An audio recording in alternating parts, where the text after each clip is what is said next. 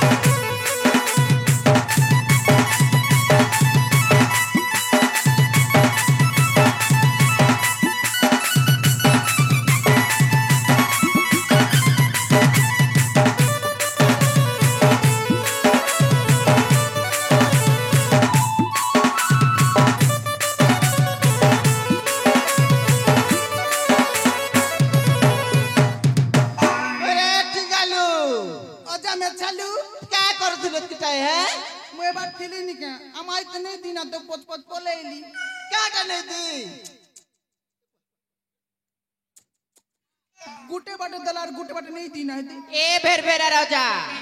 ई नाती मके बूढ़ा बा क्या टने देलु गती है के जाने मां देवार थिला ना केन परा के जी थिला केन जाने गोटे गाले चुमा दी हेलार गोटे गाले हेलार मके निदा दउ छे जी आमाई देला ओजा ठकुची ने बुढ़ी नहीं से ओ बूढ़ा जे ओजा मोका केंता केंता लागुची केंता लागुची उठुचे पडुचे छाती मोर आई गो उठुचे पडुचे छाती गोला राती आम आई खोटे दला मुती जे उठुचे पडुचे छाती मोर आई गो उठुचे पडुचे छाती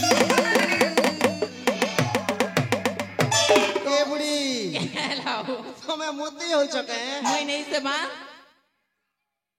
ई नाती के जेटा आयला हटा कोई दउ छी रे टिंगालू ओजा आई केंता कहसन के देख मुई तो देखली जे कोई दिली जे ओजा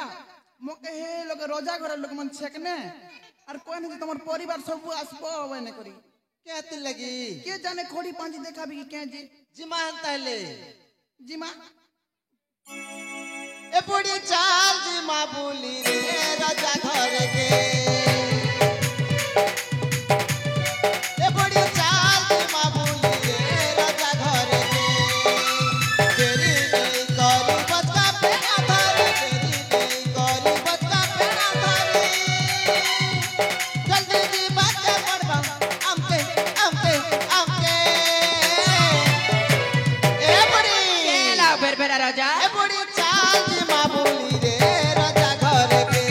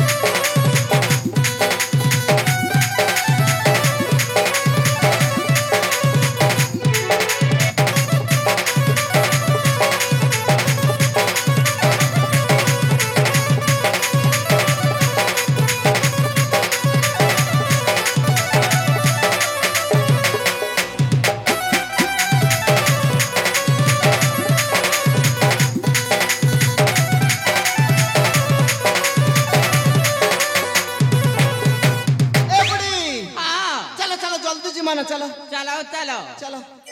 चाले नाती